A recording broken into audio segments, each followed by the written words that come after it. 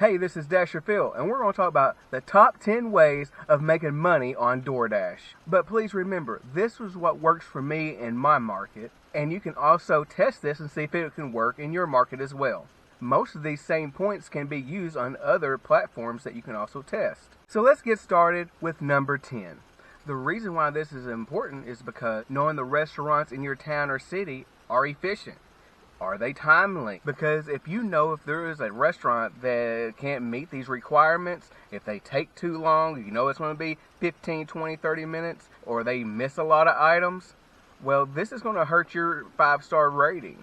This is going to hurt you making money. So altogether, it'd be good to actually avoid these restaurants altogether, if possible.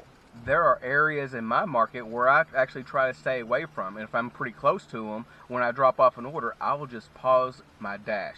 When I pause my dash, then I'll go right back to where I was at, into my hot zone to where I want to be to pick up an order. Number 9, have the right dasher preferences for your area. In my Dallas market, I have 4 dasher preferences, such as pizza delivery, cash on delivery, alcohol delivery, shop and deliver. And you're going to have to ask yourself these questions. Is the preference worth it?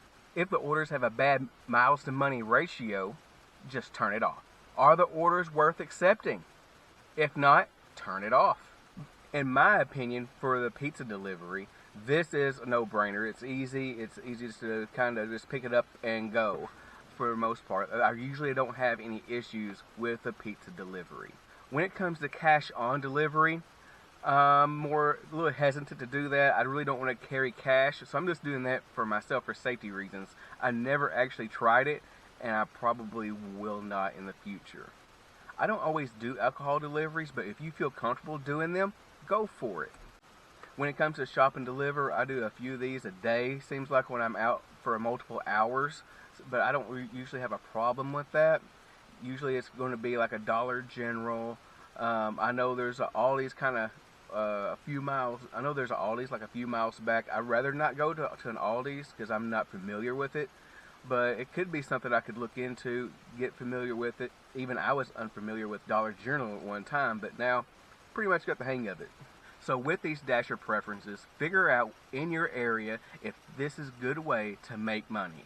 If there's something in your market that don't work with these categories, don't do it. Just turn it off in your preferences. Number 8, be close to good restaurants in your market, because you want to stay close to those high productive restaurants in the aspect of time, efficiency, and the customer money tips. Because there are some restaurants, customers, they just tip higher there anyways. So to kind of know your market and your area. Number 7, dash around peak times from 11 a.m. to 2 p.m. and 5 p.m. from 9 p.m. Lunch and dinner hours will give you the best opportunities to receive better orders.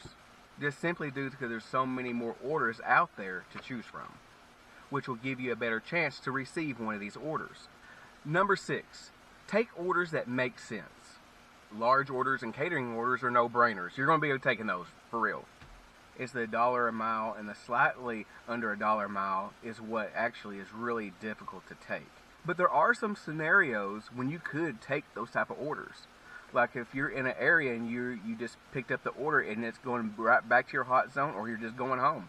And if you are taking an order that is $1 per mile, just as a regular order, just be careful. You don't want to do this too much because it's going to impact your time.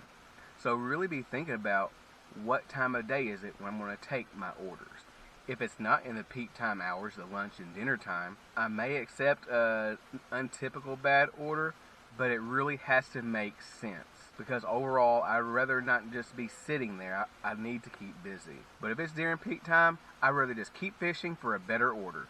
Also, please note, there are going to be days when it's just going to be slow during the peak time hours. And these are times where I do actually take questionable orders just so I can keep busy and make money.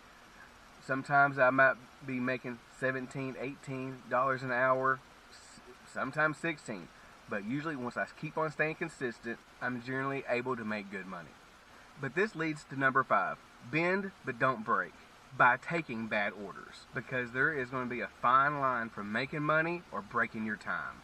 Number 4, don't be afraid to decline bad orders. Our emotions can get the best of us sometimes. We may get into the habit of just taking orders, but then you start breaking the bend but don't break rule. Here are just a couple of examples of some orders never to take under any circumstance. Because if you do take any of these orders, you're clearly breaking from the bend don't break. Remember, decline bad orders. And number 3, be consistent. This is actually good enough to be number 1 or number 2. But there are a couple other things that are extremely important that can be overlooked or taken for granted. However, being consistent, taking orders, keeping busy, and making money. And being consistent is everything that I stated above, such as knowing your market, having the right dasher preferences in your area, be close to the good restaurants, dash during the peak times, take orders that make sense, bend but do not break, and do not be afraid to decline bad orders. So number 2 is be focused. We must have the mindset to achieve our goals. And if our goal is to make platinum status, we need to have the attitude that we're going to get there by any means necessary, except for breaking the rules for success. So we must keep focused. Here is the number 1 making money tip on DoorDash, where most people will overlook and underrate this point. But it's a positive attitude. Having a positive attitude is a key for success, and staying focused and consistent.